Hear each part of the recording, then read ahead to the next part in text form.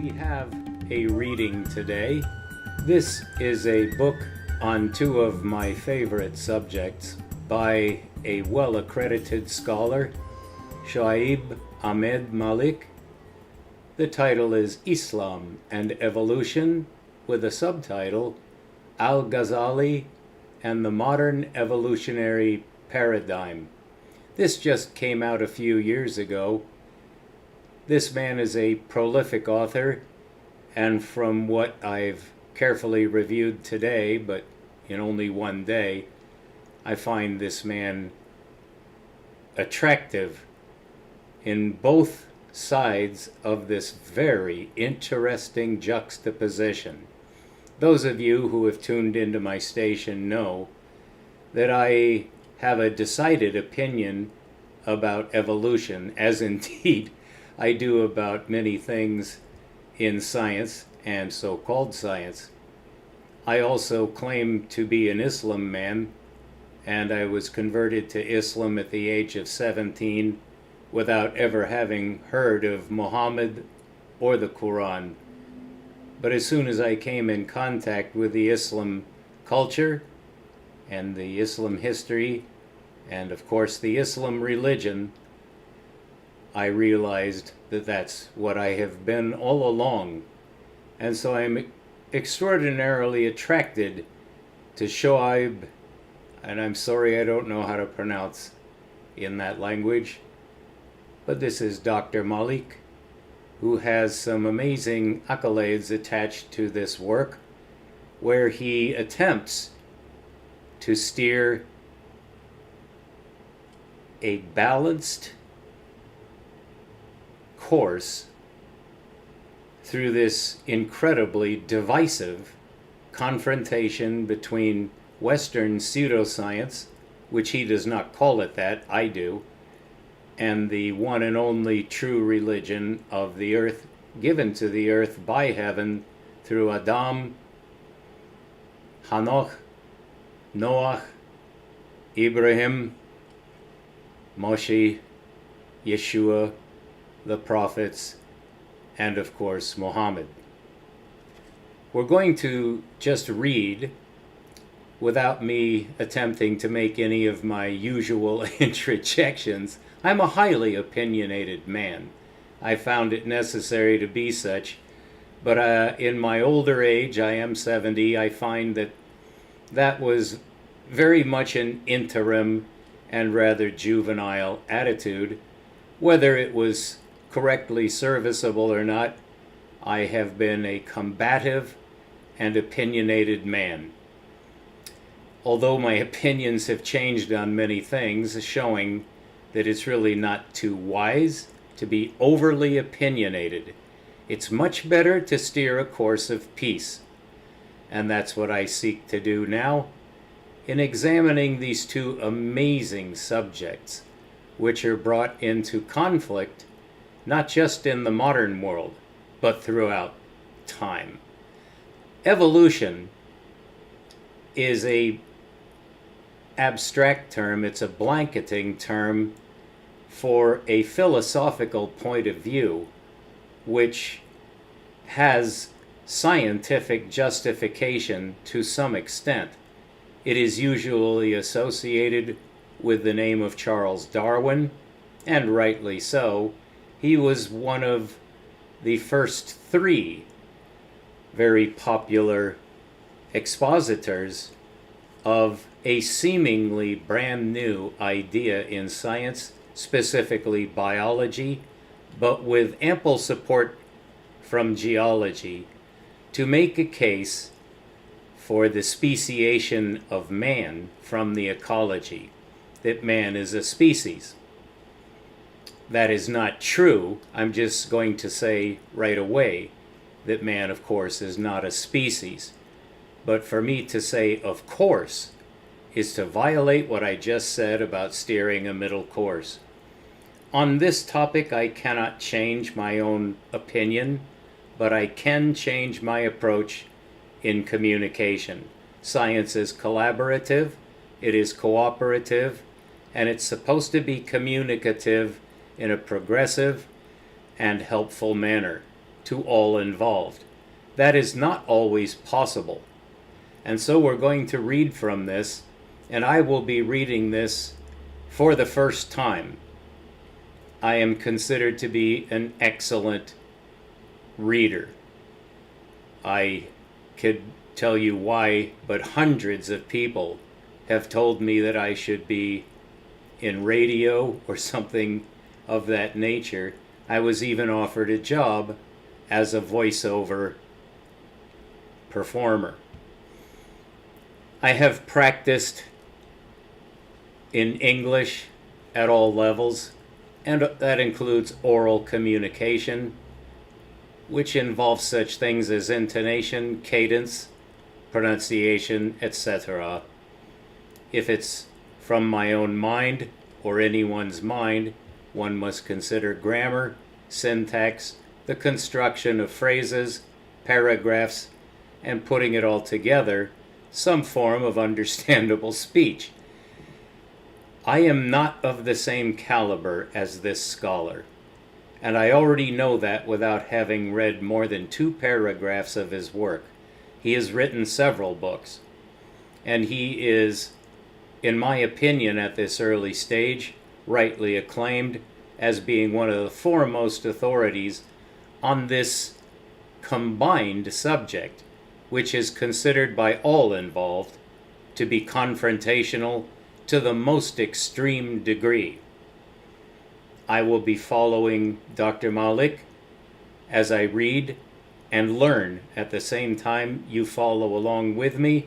So let's get going with this. You've seen the title page, and we're now going to begin. This book is available for free online. I will post the link for you. I have this document open in Foxit Reader, which is an open source PDF reader that's available for all platforms. This book is 362 pages long, the way it's presented in this PDF format, and I have it open to the very first page, besides the content page, that is, the title page. And I'm just going to read the first of these accolades, and I hope I'm saying that word right. I always like to extend my vocabulary, but sometimes, being human, I may not actually get the pronunciation or even the meaning right. And if you're not making mistakes, you're not trying very hard in whatever topic. That doesn't mean that mistakes are great. It means they're unavoidable if you're pushing the envelope as hard as you can. The topic of evolution and its potential clash with the mainstream teachings of Islam is one of the most contentious and charged issues of our times. How does a person of faith who also respects science reconcile between what science has almost definitively concluded as a fact with the claims of truth made by the Quran? In this comprehensive and highly readable monograph, Shoaib Ahmed Malik has done a commendable job of summarizing the various approaches taken by modern Muslim thinkers. The text is accessible to even non-specialists and has enough in-depth analysis to be of interest to specialists in science and religion, theology, and philosophy. I believe this work is essential reading for anyone interested in the topic of Islam and evolution. And that is a quote from Dr. Yasir Qadi of the Islamic Seminary of America in the USA. I will not read any further, but you see that there are many of these praises for this, and this is really the preface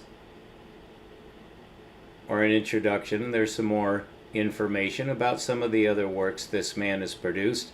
The official title of this is Islam and Evolution, with the subheading Al-Ghazali and the modern evolutionary paradigm.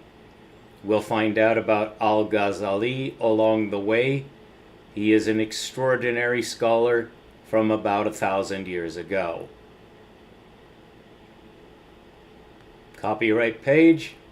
Here's a quote from Abu Hamid al-Ghazali.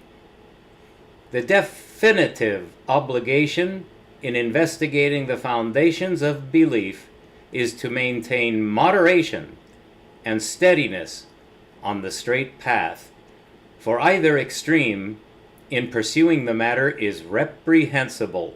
This is something that I must take to heart personally. The quotes from the Quran are taken from a site which is very accessible, and it does have English as well as the Arabic, which I consider to be one of the most beautiful scripts conceivable. The site is called www.sunnah, that's with two N's, sunnah.com. We all know the www dot, and we all know the .com. All you need to remember is the word sunnah. I have seen it spelled with just one N, but in this case it's with two N's. We are now at the introduction. I skipped over some preliminary comments by the author, not because they're not readable or important, but because we want to get right to the text. The title of this introduction is Difficult Landscape, and now I'll begin to read and attempt to curtail my interjections, for which I am well known, certainly to myself. Before we get into the details, it is first important to acknowledge the various hurdles surrounding the landscape. In trying to address the incompatibility or compatibility of Islam and evolution, one cannot but face a horde of unnecessary and cumbersome baggage that has stigmatized the conversation. Moreover, the discussion is inherently complex due to its interdisciplinary nature, making it very difficult for some to follow and appreciate the different vantages, points, and nuances. That should probably have a comma, I'm sorry. And appreciate the different vantages, points, and nuances that form part and parcel of the conversation. The following are some observations that reflect these assertions. The heading here is Navigating Islam and Science. On the one hand, we have adamant scientists stating that evolution is the best and well-substantiated science of our biohistorical diversity, with humans being no exception to the process. On the other hand, we see how the narrative of Adam's creation occupies an important place in Islamic scripture. It has generally been understood that Adam and Eve, or Isha, were created miraculously without parents, and they were the first of humankind. This has been the standard narrative amongst Muslims. Thus, we very quickly see an emerging conflict of ideas, leaving many Muslims to choose what may appear to be a binary choice, that of Islam or evolution, which in turn leads to sweeping statements and conclusions.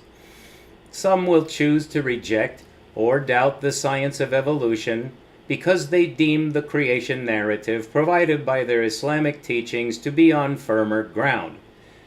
By contrast, some Muslims begin to question their commitments to Islam because they think science gives more robust answers. This has resulted in some individuals leaving Islam altogether. The new atheist movement has played a part in this, as I shall highlight shortly. Others maintain their Muslim identity, but find their own ways of reconciling Islam with evolution. Indeed, The landscape is heterogeneous. There is also the question of authority. Science has been incredibly successful in advancing human knowledge. Viewed superficially, Islamic discourse seems to be stagnant since its inception in comparison to the progressive and dynamic world of the natural sciences. Given this apparent discrepancy, it is not necessarily a surprise to see how science's authority begins to overshadow the authority of Islam and any other domains of knowledge. As a matter of fact, this creates a conflict of authority, where the theologian is pitted against the scientist. Each one will have his own sensitivities when it comes to external imposition or appropriation. Accordingly, one can reasonably understand how the reception of evolution amongst Muslims, particularly theologians, pushes them to reevaluate their scripture, and how that can, to some extent, be seen as a kind of intrusion upon a 1,400-year-old tradition. The combination of age-old precedents, theological scholarly authority, be it old or new, and general skepticism towards any kind of external incursion on traditional Islamic discourse makes for a very uneasy setting. Subsequently, when some individuals do try to present compatible theses, sometimes labels such as progressionist, revisionist, sellout, and modernist, among others, are pejoratively thrown around. On other occasions, when theologians inform scientists that certain domains of knowledge are outside the purview of science, such as the miracles of Adam's creation, it can create a tensive relationship, as some scientists may not be able to entertain such ideas. Depending on how science as a method is differentiated from science as an ideology, that is, scientism, we now have the heading Misconceptions, which I've already scanned. I put this on pause. It is important when doing a reading to know the material first. I actually don't, but I did scan ahead as I rose to get some water. It's 100 degrees here today. And Misconceptions has some very interesting information. According to my particularly one-sided point of view, I do not accept evolution at all because it's absolutely disproved. However, what this man, this scholar, Malik, is attempting to do is to find a middle ground, and I wish to do the same thing as well. But we're going to see some of the evil sides of this controversy, and there is evil on both sides. And when I say evil, you can take that any way you want. That's the word I use. Misconceptions. The dialogue becomes even more convoluted when various isms are associated with evolution. One will find evolution being equated with or derived from or leading to atheism, naturalism, Marxism, communism, nihilism or nihilism, capitalism, fascism, colonialism, imperialism, secularism, scientism, among many others. And there are two citations here. This man has done an extraordinary amount of research, indeed, as his forebears in Islam history have done. And we're going to be coming to Al-Ghazali, if I'm pronouncing that right, who's very dear to this man's heart, and I expect he'll be very dear to my heart as well. All right. This makes it sometimes impossible to talk about evolution strictly as a scientific theory. Appropriately, one has to do a lot of groundwork to clarify what evolution is not, before establishing what it is. But even if one can successfully disentangle evolution from the negative connotations it is usually associated with, this is but half the hurdle. There are the added difficulties of explaining the science of evolution to non-scientists. Public communication of evolution is generally a challenge for the scientific community. The common trope of humans evolving from monkeys is still widespread, which only shows how easy it is to confuse and misguide people. In other instances, the education delivery is problematized because of the social context.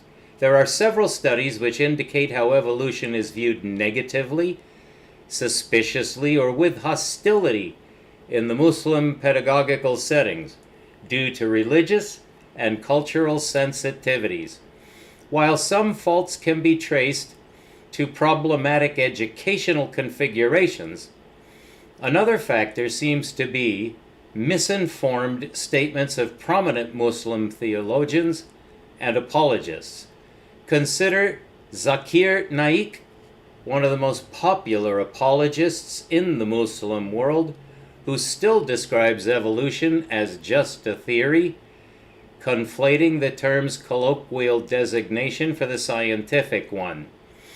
Furthermore, the Muslim world has its own hosts of hardcore creationists that sees no fruits to bear from evolution and consider it the antithesis of Islam. I fall into that category. Dead set against evolution. However, I have learned within the past 2 months that there is a loophole which must be taken into consideration because it has religious significance. I say that not defensively, nor offensively, I hope, but to let you know that I have a decided and progressive opinion about all of this. And I take a hard line, and I don't apologize for my personal stance. I know what I'm talking about. But this man is superior to me in so many ways that I prefer to follow what he's saying. I have scanned ahead, as I said before. We're coming to a part that is quite emotional based to me, emotionally based. So I am just going to read it without comment, but I want you to know that I have made many comments in the past that are much harsher than what this great scholar is about to say. So in all humility, I will now proceed with what this great scholar is going to tell us and guide us into. A middle way is always preferable if possible. So he just got done citing a man named Zakir Naik and the hardcore creationists of Islam, of whom I am definitely one. All right, he's going to cite another name now, and I can't go into such detail because this is my first reading. I shouldn't really be interjecting at all, but this is my station, my platform, and I'm trying to do my best in the best way I know how. So I hope you appreciate this reading. Thank you for your patience. Harun Yahya, which is a pen name for the individual known as Adnan Akhtar, is a prominent Muslim apologist on a creationist bent who has made it his mission to dismantle evolution as a shoddy worldview. He argues that evolution is a baseless narrative that is geared for destroying religion. He has written dozens of books to this effect, which seem to be, at times, an exact replication of creationist material produced by American institutions. Collectively, the false connotations and the misrepresentations of evolution make the discussion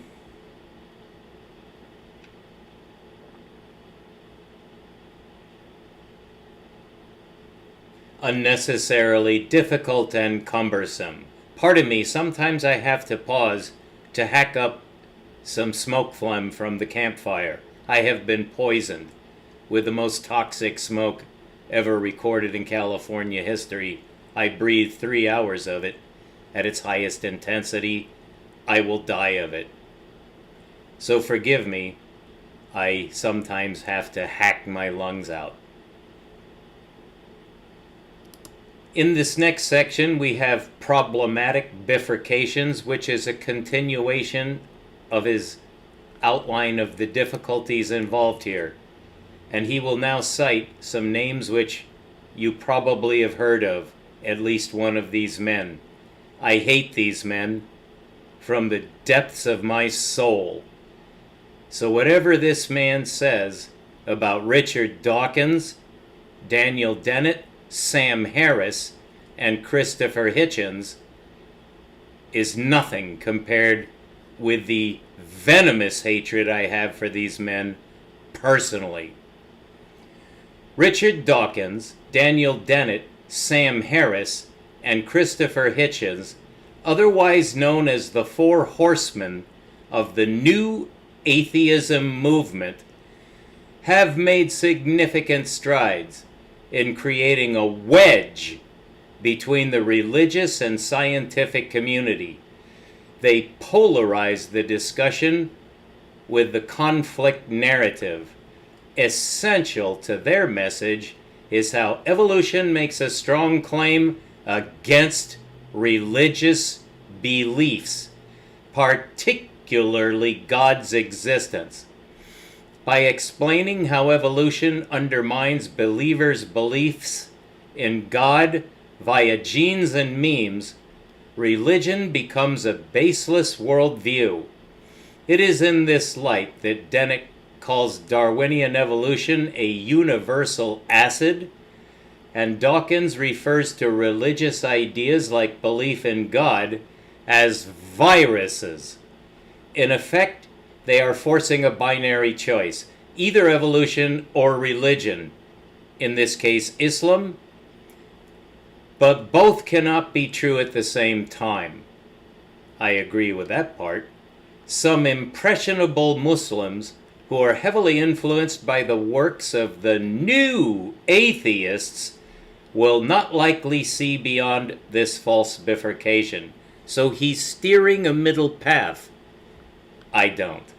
Related to this point are judgments by some Muslim theologians that only amplify the divide between Islam and evolution.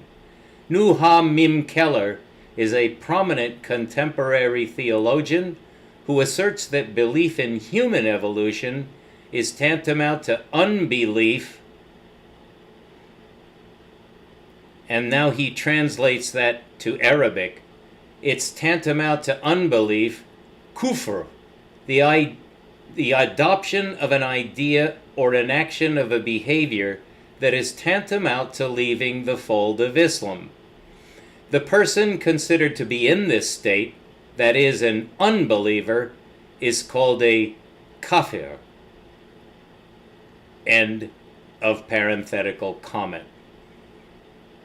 He, that is Nuha Mim Keller, believes that Islam and human evolution are fundamentally at odds with one another and thus warrants this judgment.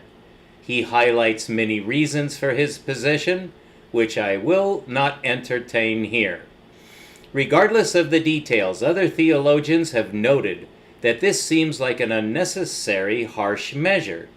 Consider Salman Yunus, another contemporary Muslim theologian, who says that Keller is mistaken to apply such a taxing label to a devout Muslim who believes in evolution.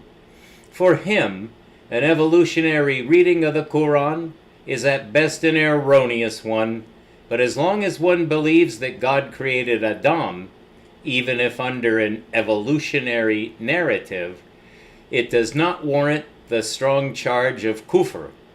To be clear, my point with mentioning this difference in judgment is only to point out how even theologians have disagreements over the dialogue of Islam and evolution, and judgments like kufr, or sweeping dismissals of evolution, may aggravate the discourse unnecessarily and result in simplistic binaries, which in turn into the unhelpful narrative of new atheists. The need for nuances and thinking outside of strict either-or categories is much needed to help reduce the conversation's polarity. His next heading is called Emotions.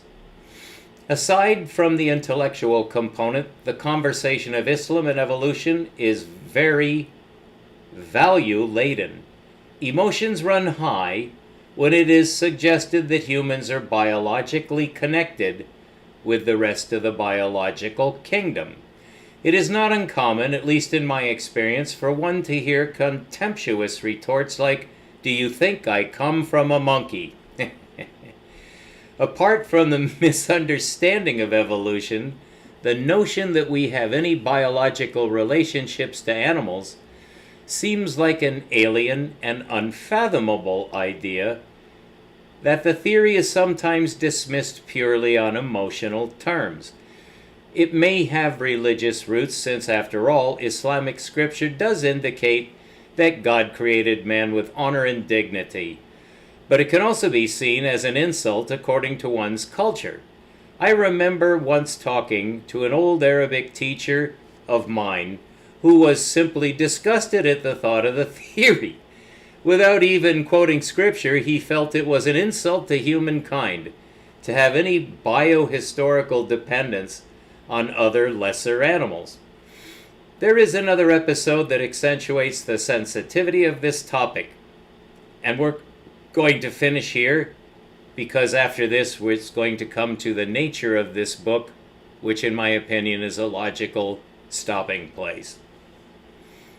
After getting newly appointed by an institution in a Muslim-majority country, I went through induction week alongside a cohort of other new faculty members. The reader might be surprised to learn, as I was back then, that the lead instructor made it very explicit how the topic of evolution should be handled very cautiously with students. The instructor informed us of a faculty member who raised this discussion in a classroom, which rubbed some students the wrong way. Within 3 days, the faculty member was fired from the job. Given this episode, the instructor jokingly remarked that instructors teaching biology would do well by referring to evolution as the theory of change.